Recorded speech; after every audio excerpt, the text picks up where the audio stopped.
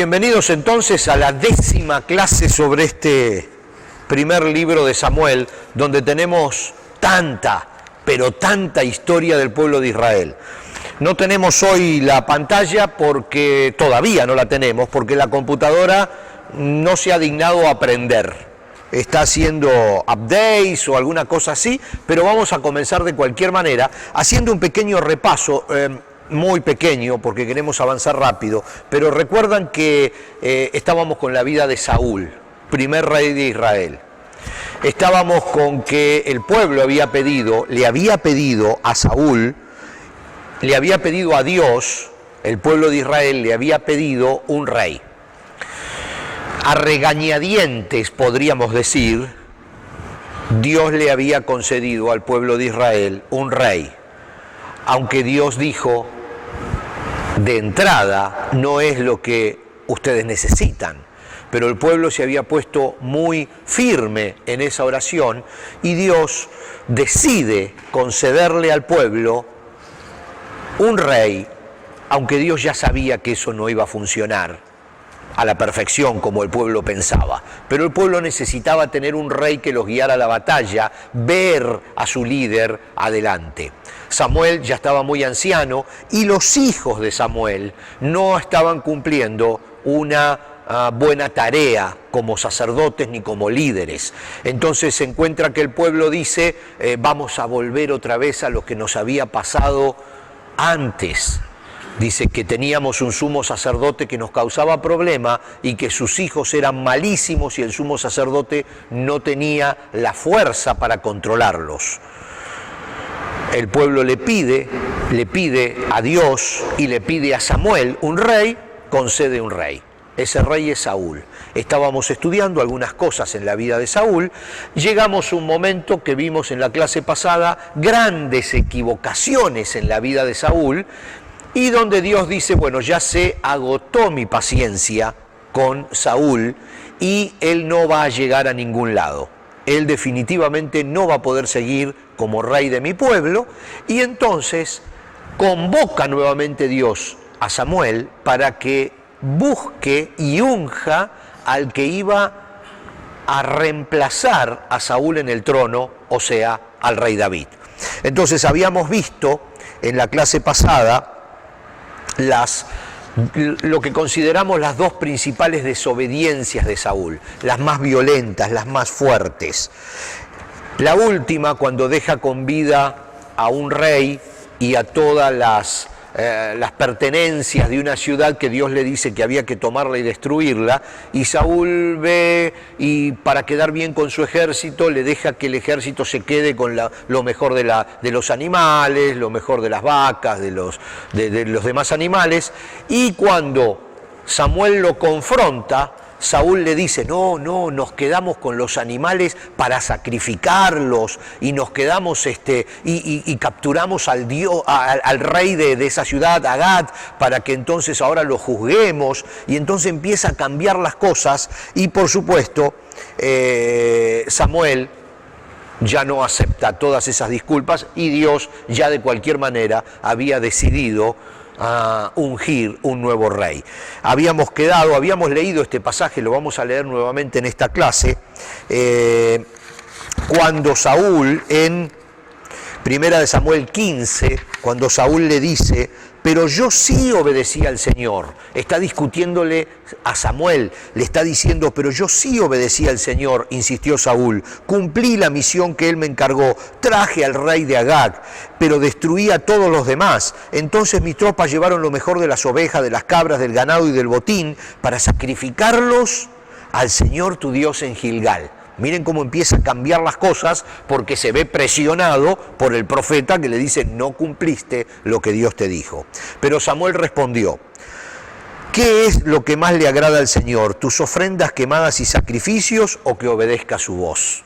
Y habíamos leído este pasaje la clase pasada porque es muy importante, porque ahí estamos viendo el corazón del Señor. Ahí estamos viendo un poco cómo piensa Dios acerca de muchas de las cosas que se estaban haciendo en el Antiguo Testamento y que se hacen hoy, y el nivel de prioridades. Estaban muy bien los sacrificios. Definitivamente Dios había implementado un sistema de sacrificios para que una persona que no era santa, a través del sacrificio de un animal inocente, se santificara para acercarse a un Dios santo. Todo Levítico nos habla de eso. Pero en este momento había un orden de prioridades. Dios le había ordenado que destruya todos esos animales, que los mate, que acabe con todo. Y Saúl decide quedarse con los animales y después dice, nos quedamos con los animales para sacrificarlos, tratando de meter su actitud dentro de una ordenanza de Dios.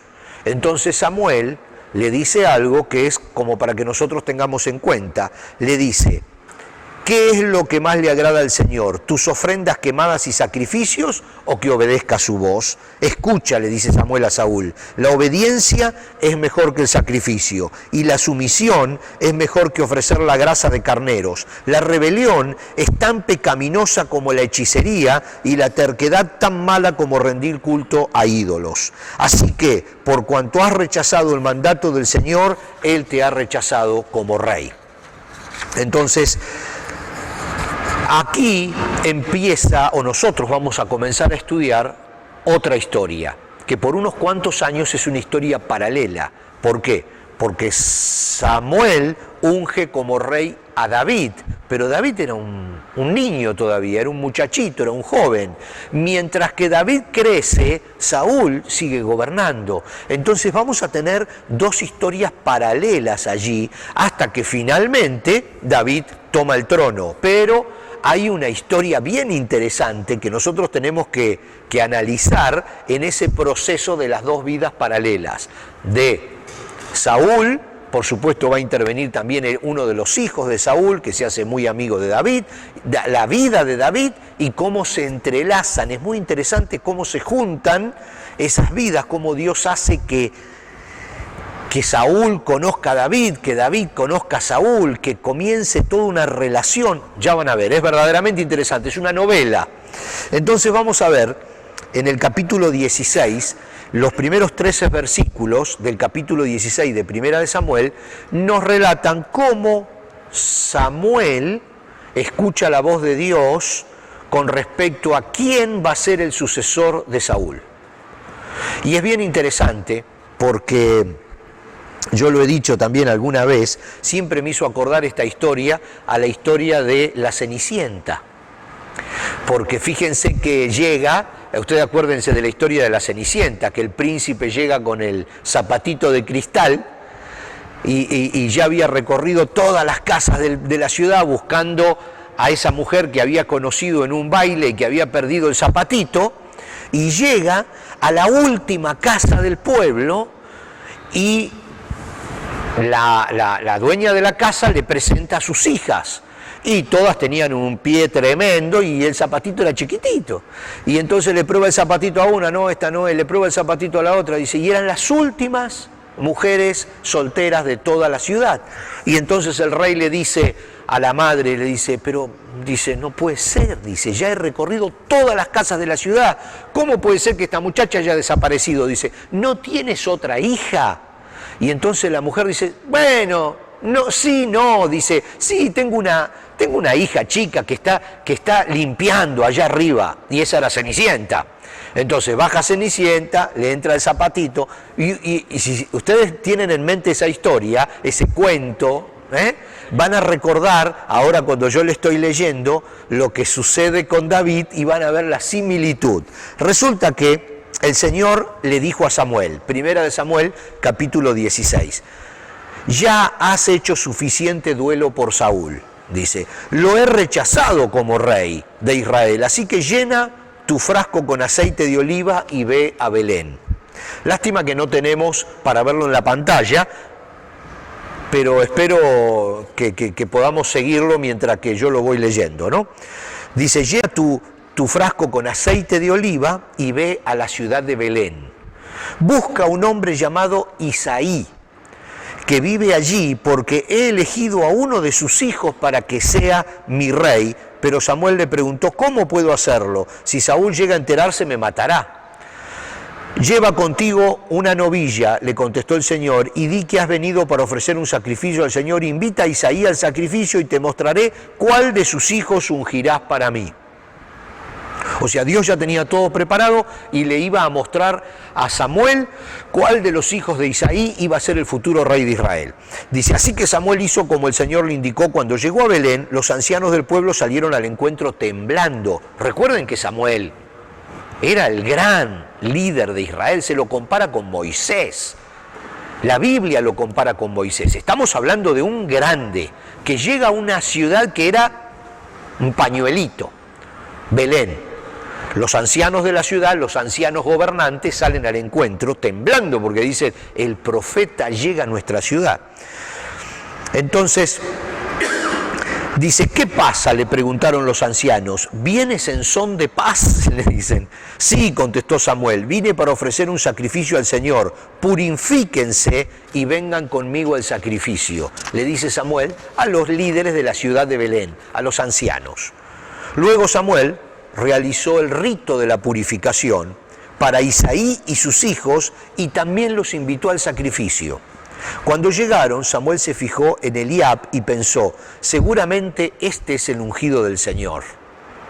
Pensó, tenía el zapatito en la mano, pero el Señor le dijo a Samuel, no juzgues por su apariencia o por su estatura, porque yo lo he rechazado. El Señor no ve las cosas de la manera que tú las ves. La gente juzga por las apariencias, pero el Señor mira el corazón. Miren qué pasajes, ¿eh? Miren qué pasajes que hay aquí. Entonces Isaí le dijo a su hijo Abinadab, Samuel está actuando como hombre. Recuerden ustedes que Saúl era el hombre más apuesto, según la Biblia, de todo Israel. Era mucho más alto que cualquier otro hombre de Israel. Entonces Samuel tiene que buscar al nuevo rey, al que va a reemplazar a Saúl en el trono. ¿Y en qué se fija? Se fija en lo mismo, se fija en su estatura, se fija en su apariencia. Y el Señor le dice, no, momentito, no juzgue por su apariencia o por su estatura.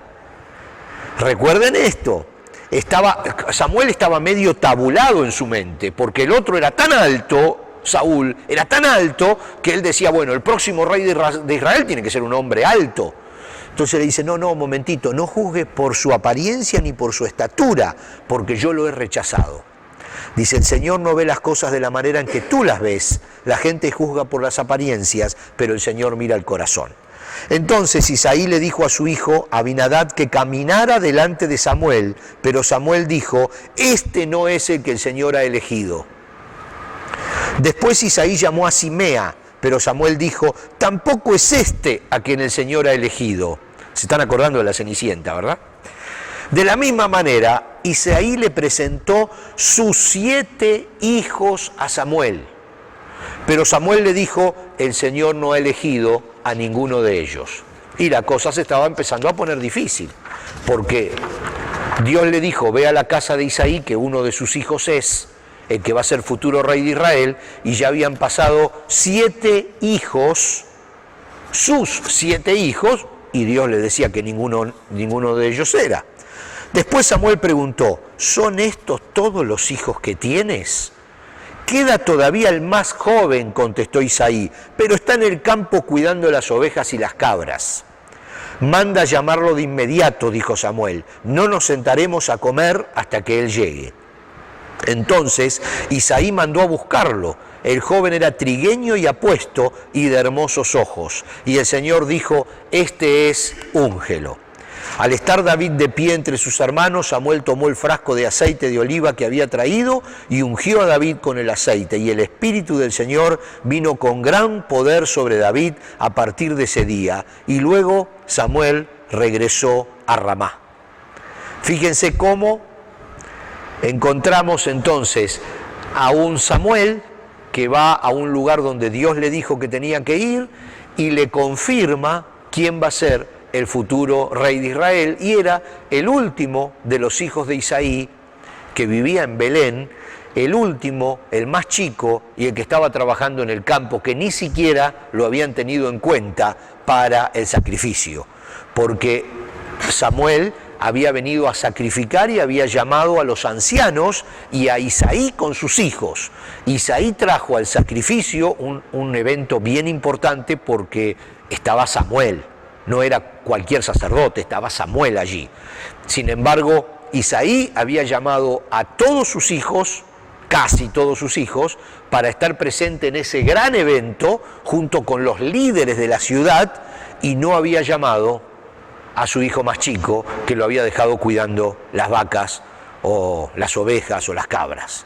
Entonces fíjense cómo siempre esta historia del ungimiento de David nos hace acordar a la Cenicienta. Y ahora vamos a entrar en otra etapa de la vida de David. David en este momento estaba totalmente ajeno a la casa real de Israel. Totalmente ajeno, no tenía ni idea, quizás ni siquiera supiera de quién era el rey. Simplemente David era un hombre, un joven, que trabajaba en el campo cuidando las ovejas. No estaba conectado a internet, no tenía ningún tipo de contacto, ni siquiera sabía de todos estos tejes y manejes políticos, no tenía idea, quizás por referencia sabía quién era Samuel. Pero en ese entonces David no sabía nada, y vamos a ver cómo la mano de Dios empieza a organizar las cosas para que David y Saúl se conozcan. Primera de Samuel, capítulo 16, que es un capítulo bien importante. Todo lo estamos leyendo del capítulo 16. Como no lo podemos ver en la pantalla, después, si ustedes quieren repasarlo para ya tener más base para la próxima clase, estamos hablando del capítulo 16. Primera de Samuel, capítulo 16. Y dice, fíjense qué detalle importante: el espíritu del Señor se había apartado de Saúl y el Señor envió un espíritu atormentador. Ahora vamos a ir sobre este tema, porque este también es un tema que trae mucha cola. O sea, es un tema que arrastra mucho problema en teología y en un montón de factores. Dice, algunos de los siervos de Saúl, estoy leyendo desde el versículo 14 al versículo 23. Dice, algunos de los siervos de Saúl le dijeron, un espíritu atormentador de parte de Dios te está afligiendo. Busquemos un buen músico para que toque el arpa cada vez que el espíritu atormentador te aflija. Tocará música relajante y dentro de poco estarás bien. O sea, el espíritu del Señor abandona a Saúl está turbado, anda queriendo prender. Y entonces un consejero le dice, vamos a buscar a alguien que toque el arpa para relajarte, alguien que toque buena música. Fíjense cómo se van armando los acontecimientos. Me parece bien, dijo Saúl, búsquenme a alguien que toque bien y tráiganlo aquí. Entonces un siervo le dijo a Saúl, uno de los hijos de Isaí de Belén tiene mucho talento para tocar el arpa. No solo eso, es un guerrero valiente, un hombre de guerra y de buen juicio. También es un joven bien parecido y el Señor está con él. ¿De dónde salió este siervo?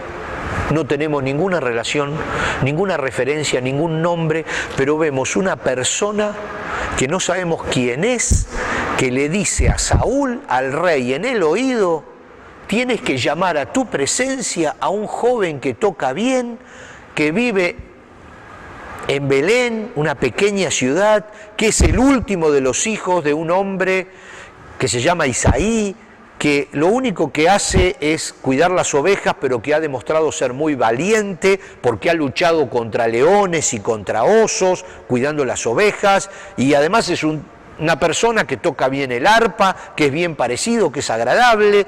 Te va a venir bien para que toque música cuando estás turbado.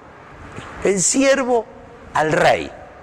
Entonces dice, entonces Saúl mandó mensajeros a Isaí para decirle, envíame a tu hijo David, al pastor. Isaí hizo caso y envió a su hijo David a Saúl, junto con un cabrito, un burro cargado de pan y un cuero lleno de vino. Así que David llegó a donde estaba Saúl y quedó a su servicio. Saúl llegó a apreciar mucho a David y el joven se convirtió en su escudero. Fíjense de qué manera el Señor acerca a David al trono. Lo acerca, ya lo había ungido, Saúl no sabía nada. Ya David estaba elegido como rey de Israel y Saúl no sabía nada. Por supuesto, si hubiera sabido, quizás lo quisiera matar. Luego vamos a ver que cuando se enteró sí lo quería matar. Pero en este entonces David se acerca al trono de una manera tranquila, sin ningún problema. Es más, lo mandan a llamar. Ni siquiera él se acerca, lo mandan a buscar. Luego dice la Biblia, siempre en el mismo capítulo 16, que Saúl mandó un recado a Isaí con una petición. Por favor, permite que David quede a mi servicio porque me simpatiza mucho. Y cada vez que el espíritu atormentador de parte de Dios afligía a Saúl, David tocaba el arpa. Entonces Saúl se sentía mejor y el espíritu atormentador se iba. Este asunto del espíritu atormentador es una situación muy complicada en teología hablando, ¿no? Posiblemente es una especie de libertad poética, porque el concepto bíblico es que el Espíritu de Dios se había apartado de Saúl. Y por supuesto, cuando el Espíritu de Dios se aparta de Saúl, el espíritu del diablo está en Saúl de alguna manera, ¿no? O sea, acá lo que no es blanco es negro, no hay medias tintas. Hay un comentario bíblico de un gran teólogo, Matthew Henry, que dice: el Espíritu del Señor se fue de él.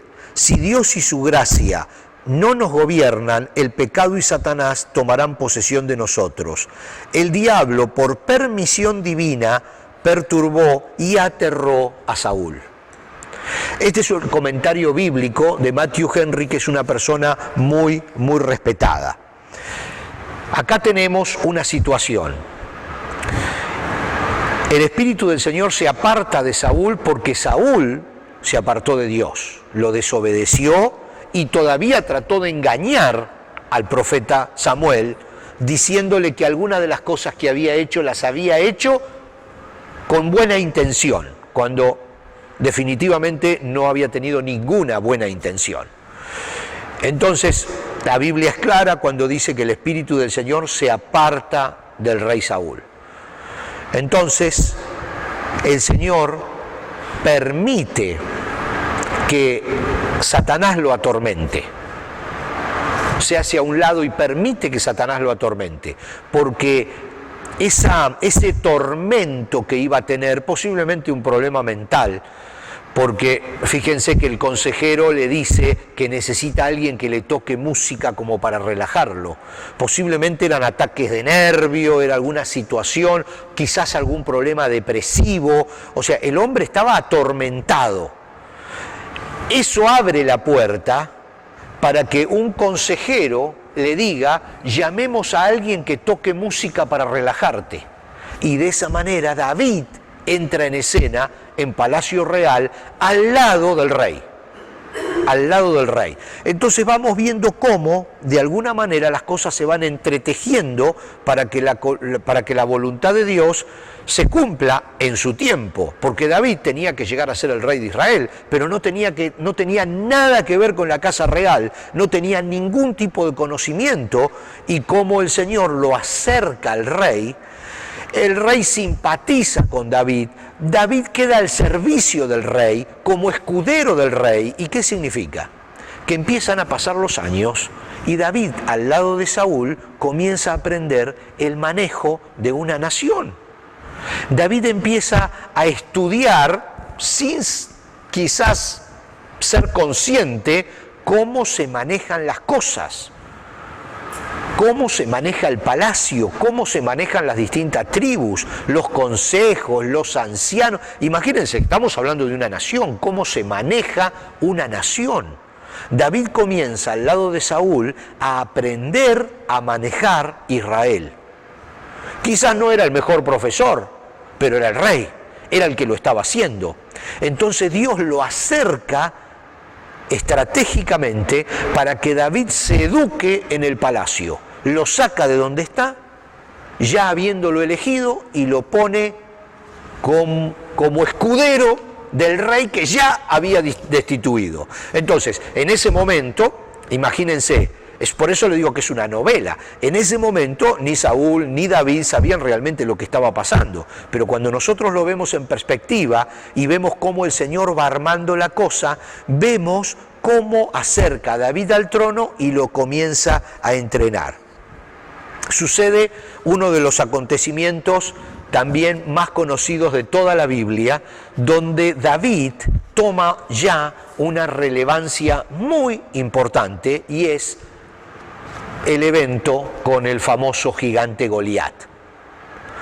Todavía era simplemente el escudero, era el que tocaba el arpa para calmar al rey cuando al rey le agarraban esos ataques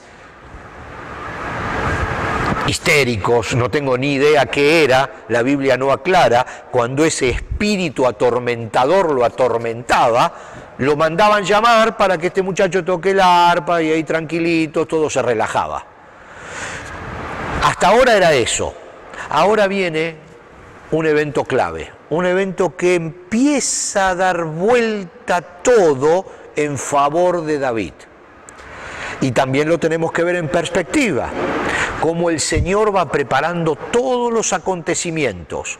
Ese Goliat no salió de la noche a la mañana, ese problema que hubo no apareció de la noche a la mañana. Esto sí quiero que lo podamos ver bien la clase que viene, porque tengo algunas fotos del valle donde pelearon David y Goliat, etcétera, y quiero que lo veamos nuevamente, pero con la pantalla, cuando me encargue de mandar esta computadora a destierro y traer la siguiente. Pero en los minutos que nos quedan, igual vamos a hacer la introducción del tema de Goliat. Es muy importante porque lo posiciona, esta lucha con el gigante, lo posiciona a David ante los ojos del pueblo de una manera totalmente distinta. Deja de ser el muchachito que toca el arpa y se convierte en un guerrero. O sea, un hecho, un solo día cambia la historia completa de la vida de David. Y le podemos agregar dos detalles bien importantes, que después lo vamos a ver. El que vencía a ese gigante, Saúl le había prometido, número uno, que no pagaría más impuestos. ¡Epa! Número dos, que se iba a casar con su hija. Así que fíjense, David, el último hijo de Isaí, con esta historia de Goliat, se convierte en yerno. Yo siempre con estas relaciones familiares estoy perdido. Se convierte en yerno del rey. O sea que no solo ahora está cerca de la casa real, ahora está, sí, correcto, se convierte en suegro, Saúl, suegro. Entonces ahora ya se mete dentro de la casa de Saúl. Dentro de la casa de Saúl, dentro de la familia real, con esta actitud. ¿Por qué?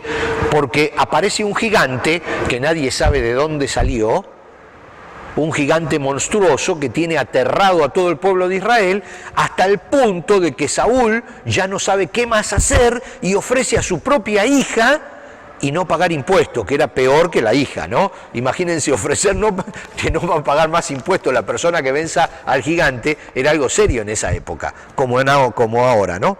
Dice, pero lo vamos a hacer rapidito, vamos a leer solo la introducción. Primera de Samuel, ahora vamos al capítulo 17. Y es más, para la próxima clase, si tienen tiempo, no solamente lean el 16, para que puedan estar al tanto de todo esto que no pudimos ver hoy, sino también el 17, para que ya podamos estar en tema. Dice, los filisteos reunieron su ejército para la batalla y acamparon en Efes Damín, que queda entre Soco, en Judá, y Aseca. Saúl respondió reuniendo a las tropas israelitas cerca del valle de Elá. Este valle de Elá es muy importante en toda la Biblia, en el resto, pero después lo vamos a ir viendo. De modo que los filisteos y los israelitas se quedaron frente a frente en montes opuestos, separados por el valle. Lo vamos a ver en las fotos, la próxima clase, y dice, luego Goliat, estaban en un monte el campamento de los filisteos, en el otro monte el campamento de los israelitas, y entre los dos el valle. La lucha iba a ser en el valle, pero aparece este gigante, un campeón filisteo de la ciudad de Gat, salió de entre la fila de los filisteos para enfrentarse a las fuerzas de Israel. Medía casi 3 metros de altura, llevaba un casco de bronce y su cota de malla hecha de bronce pesaba 57 kilos. También tenía puestos protectores de bronce en las piernas y llevaba una jabalina de bronce sobre el hombro. El asta de su lanza era tan pesada y gruesa como un rodillo de telar, con una punta de hierro que pesaba casi 7 kilos, como 13 libras, la punta de la lanza. Su escudero iba delante de él. Dice entonces, Goliat se detuvo y gritó mofándose de los israelitas: ¿por qué salen todos ustedes a pelear? Yo soy el campeón filisteo, pero ustedes no son más que siervos de Saúl. Elijan a un hombre para que venga aquí a pelear conmigo. Si me mata, entonces seremos sus esclavos.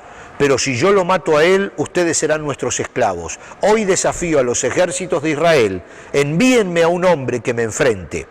Y cuando Saúl y los israelitas lo escucharon, quedaron aterrados y profundamente perturbados. Esto era bastante común, el hecho de que dos campeones lucharan para no enfrentarse los dos ejércitos, elegían uno de cada ejército y luchaban ellos. Este asedio, esta humillación, no fue una vez, y con esto dejamos hoy. Durante 40 días, dice Primera de Samuel 17:16, durante 40 días, cada mañana y cada tarde, el campeón filisteo se paseaba dándose aires delante del ejército israelita. Vamos a ver la clase que viene, las fotos, vamos a ver el valle, la cantidad de espacio y a este monstruo de 3 metros de altura. 40 días a la mañana y a la tarde salía de entre las filas del pueblo de Filistea, de los filisteos, para, ¿cómo diríamos?, molestar, mofarse, vacilar, cargar al pueblo de Israel. ¿Cómo? Bullying. Sí, bullying. para enfrentarlos y decirle, a ver, ¿quién de ustedes viene a luchar conmigo? Y ninguno, por supuesto, ninguno quería hacerlo. Y el campeón filisteo, o sea, Goliat, no solamente estaba insultando a Saúl y estaba insultando al pueblo de Israel, sino estaba insultando a Dios. Y esto es algo bien serio, que ya lo vamos a ver la clase pasada, a lo cual David, cuando llega, reacciona. La clase pasada no, la clase que viene. La lengua va más rápida que el cerebro. Entonces, en la próxima clase vamos a ver qué pasa con la computadora y vamos a seguir con esta historia y vamos a ver las fotos del valle. Los espero en la próxima clase entonces.